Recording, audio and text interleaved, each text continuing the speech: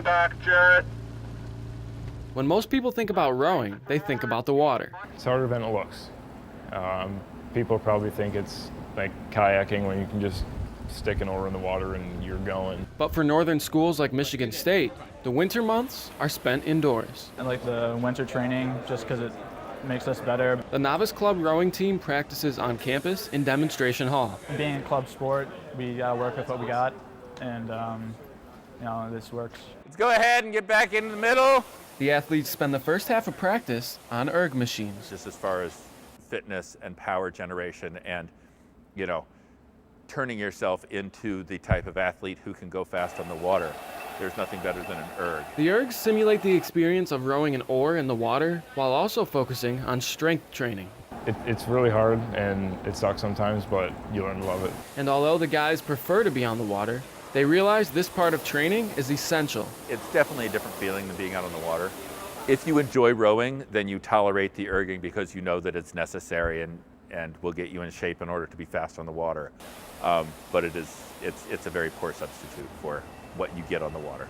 The novice level is for athletes in their first 12 months of collegiate rowing. People who do well in this are people like who did cross country or other endurance sports, because as much as it's a race, it's also an endurance sport.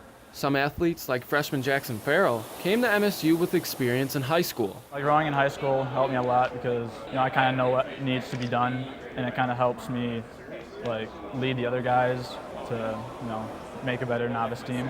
Okay, you guys, let's make sure we're paying attention to what we're doing and not chatting. Barrett. What? But many are like freshman Barrett Brunke, learning a brand new sport. I knew it was going to be a lot of work. Knew it was going to be a lot of fun.